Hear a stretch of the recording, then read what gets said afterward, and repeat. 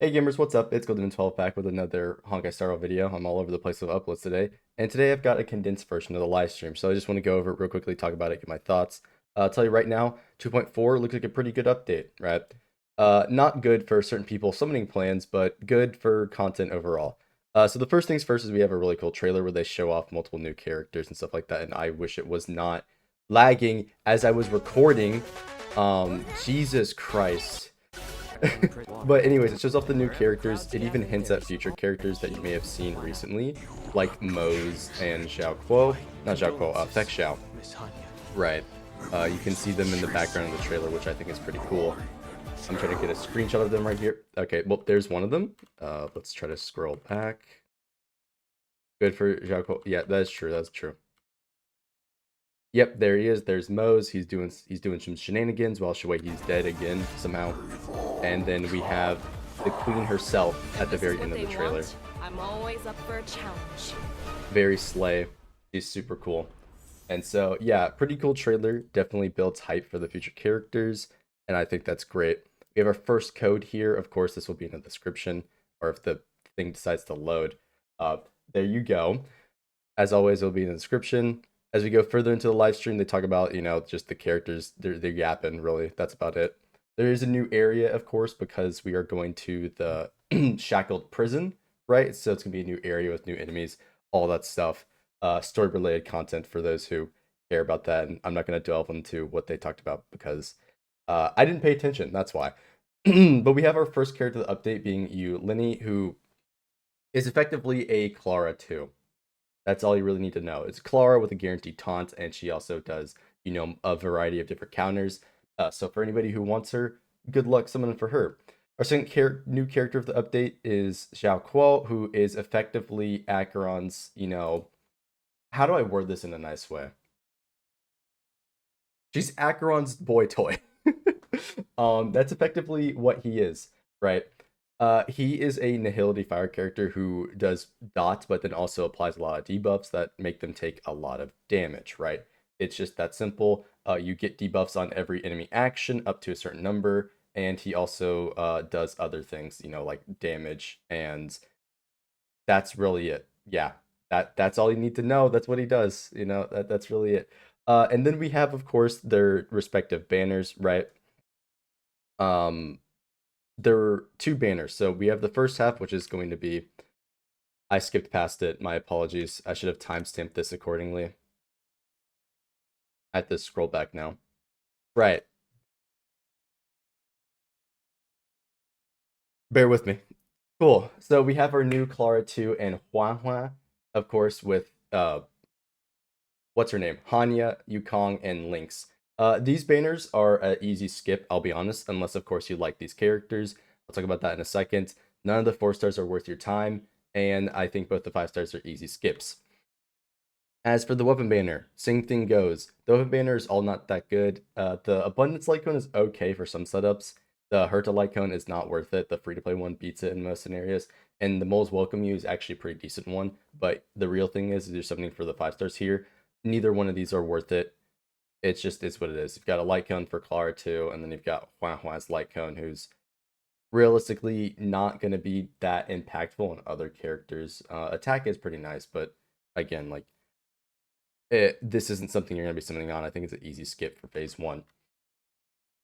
As for phase 2, we have a much more interesting banner for the support side. So we have two of the strongest supports in the game lined up next to each other. So for me personally, I'm kind of screwed for summons. It is what it is, but hey, good to see Sparkle back for anybody who skipped her like me. As for the 4 stars being Hook, Gwenhyphen, and Arlen, it's kind of ironic how they put Gwenhyphen on the same banner as the Gwenhyphen upgrade.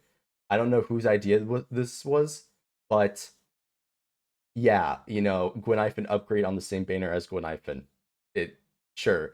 And then of course, Sparkle is pretty nice to have. And then we have the weapon banner. Of course, the weapon banner is actually going to be pretty favorable this time around, being that you have the dot light cone available, which is going to be good on two of those characters, being Gwenhyphen and Xiaoquo. So if you don't get his 5-star weapon, you'll be summoning for potentially his 4-star options. That's actually really good to see there. Obviously, there's the new March 7th light cone and the Arlen light cone, which nobody cares about because you're not using that one on your destruction characters anyways. And then, of course, there's the Sparkle one. In terms for the weapon banner or in summon potential, I do think both of these banners are much more worth your time summoning for. Either character, if you're an Acheron enjoyer, you're definitely going to want to summon for Xiaoquo, unless, of course, you don't have the summons and you want to summon another character. He's not that much of an upgrade over Pella to where it's necessary, but you do get more stat gain, which means potentially more ultimates overall. So it's going to be up to the player. I can tell you for a fact, though, at E1, S1, he will be her best option without question. So it's going to be up to the player how many summons you want to spend on it. I do wish he was a bit better at base to justify it more, but I do understand skipping him and just getting Sparkle, for example. But again, that's a more complex issue.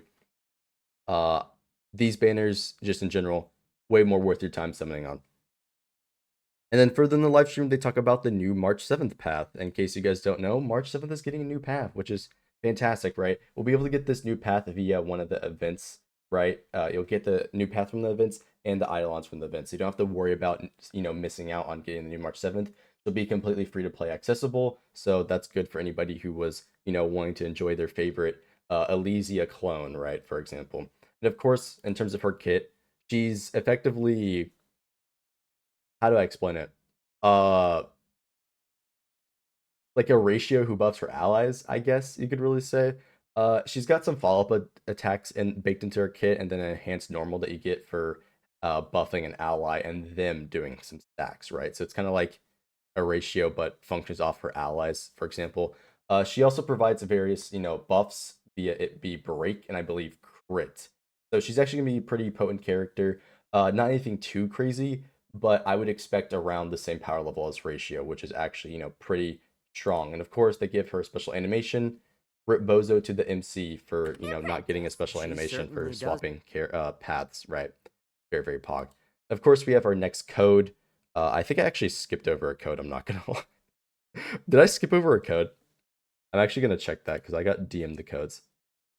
I did not. All right, cool. We're right on track. Here's your other code. Of course, it's already in the description.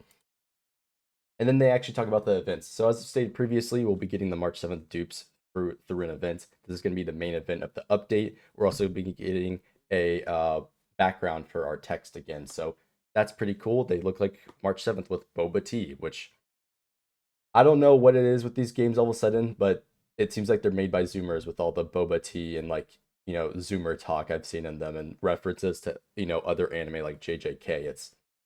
It's a bit insane. And then speaking of JJK, we've got a new event where we take pictures of trash cans. Yes, you heard me right. We take pictures of trash cans. I don't know whose idea it was for this event, but somebody really loves the trash can joke at hoyoverse, and they have like 3 trash can events There's nobody this update. territory. We have the reference here, the Honored One trash can. It is what it is. During the event. And even more Choose trash cans that you take pictures of. I don't even know what to say here. Yes, I am live early. What is up? How you doing? A friendly We have our other trash can event where we fight trash cans on Bellabog. Can you believe that there's another trash can event? How many times am I going to say trash can in this video? I would love somebody to count, but they probably aren't.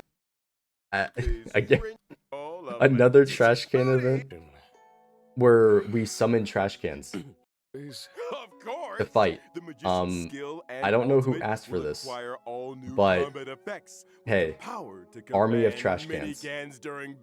And it gets even better because they become gold. Just like my channel, guys. The gold demon trash cans. And they also put a, comical drawing of the character on their face, or was just really dumb, but yeah, you get the point. I don't know why there's so many trash can events, but it is what it is. Here's our third code, of course. As I said, it's already in the description. And then I believe that is everything for the update. Oh, well, okay, there's a few more things. There's this really cool art of Stell and the other characters in the soccer outfit. I think this is great. Stell fans out there rejoice, right? Very, very pog. And then they talk about the generic events. So we just like always have our Gift of Odyssey. So we're getting, classic 10 pulls just for logging in. Love to see it. There's a Planar Fisher event. So double the drops for your relics or Planar ornaments specifically. There, of course, is a optimization for the relic feature, which is going to allow for better filtering. I believe they said you can save filters, and additionally, there's a new relic recommendation option. Which, granted, I have my issues with relic recommendations, but that's a whole nother topic about how it's not really that helpful for most players. That's besides the point. Furthermore, you can also see on relic domains which people use, those relics on that character. So again, this is another one of those things where it's like good, but not gonna be good for all players, right? It will definitely confuse a lot of people seeing like wind set on, Sparkle, and they'll be like, wait, but I thought this, and stuff like that. Like there's gonna be different optimizations that people and nuances that people won't understand. So it's not the best feature. Another important thing for this update is they announced that there's actually going to be an event skip. So like if you haven't cleared all the content, or for players who haven't cleared the story, for example, right? There's a lot of story to go through to actually access the content. You're gonna be able to skip directly to the um the events that are going on live, which I think this is a great feature. It allows players to actually keep up with everybody without having to ruin their actual experience. So this is pretty good. Access feature for And then furthermore, is that it, or was that specifically? a special icon. Maps yet to be unlocked. There's something about maps here. Mission My bad. page for events with advanced Yeah. access eligibility. Just select the icon to join the experience. Now that's an optimization. Ready and waiting. In the mission catalog, missions with early access will feature a special icon. Maps yet to be unlocked will get temporary map teleportation yeah. access, while I figured temporary access for the map towards the event until you actually unlock the content. It makes sense. Same thing. I don't know why I even paused there. Furthermore, there's another thing going on. Knowing Universe, we're gonna get I believe another concert. So that's fantastic for any music fans out there. They always pop off with this game's music, so love to see it. And then perhaps the most absurd announcement of the day, uh, Fate X Star Rail, and I don't know why the thing is messing up. I'm gonna reload the page. But this one was a surprise to me, and I think this is insane and very cool. Fate is awesome. I love Fate, and seeing it in Star Rail a year from now will definitely be interesting. I want to see how this takes form. I know the producer or the creator of Fate said he liked hoyoverse games. Very interested to see what form this takes in. Are we gonna get a Fate character, Fate skin? I got no clue.